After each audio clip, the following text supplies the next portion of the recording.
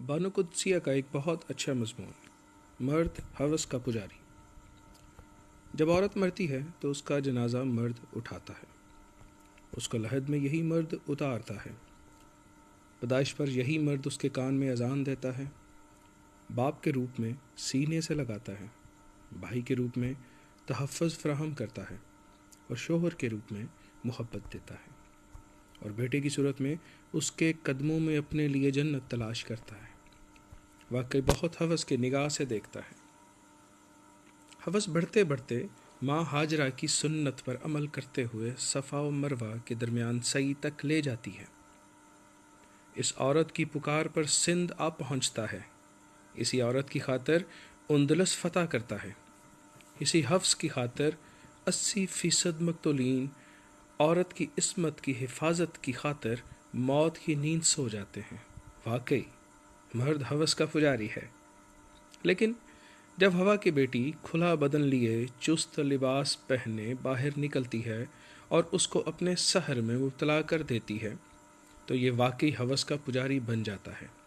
اور کیوں نہ ہو، کھلا گوشت تو آخر کتے بلیوں کے لیے بھی ہوتا ہے۔ جب عورت گھر سے باہر ہوس کے پجاریوں کا ایمان خراب کرنے نکلتی ہے تو روکنے پر یہ آزاد خیال عورت مرد کو تنگ نظر اور پتھر کے زمانے کا جیسے القابات سے نواز دیتی ہے کہ کھلے گوشت کی حفاظت نہیں، کتے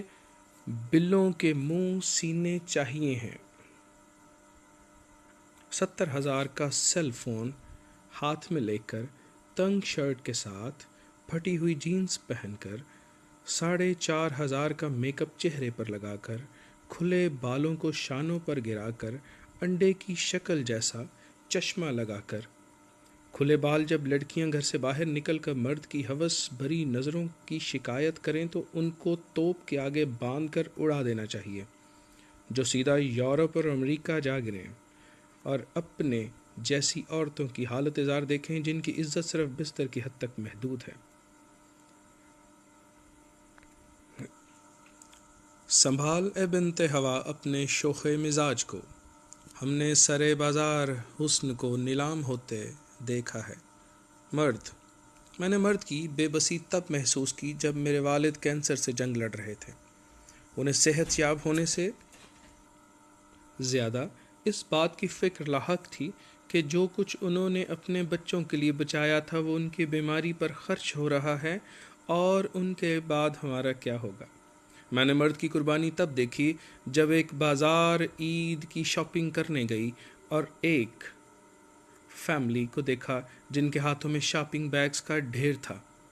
اور بیوی شوہر سے کہہ رہی تھی، میری اور بچوں کی خریداری پوری ہو گئی، آپ نے کرتا خرید لیا اور اب کوئی نئی چپل ہی خرید لیں۔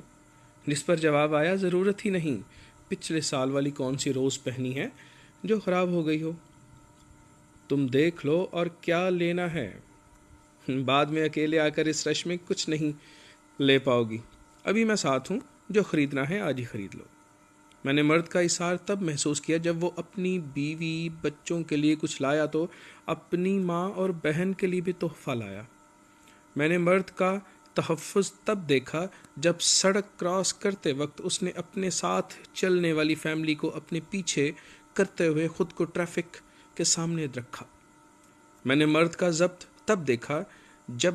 اس کی جوان بیٹی گھر اجڑنے پر واپس لوٹی تو اس نے غم کو چھپاتے ہوئے بیٹی کو سینے سے لگایا اور کہا، ابھی میں زندہ ہوں، لیکن اس کی کھینچی ہوئی کن پٹیاں اور سرخ ہوتی ہوئی آنکھیں بتا رہی تھیں، ڈھیر تو وہ بھی ہو چکا،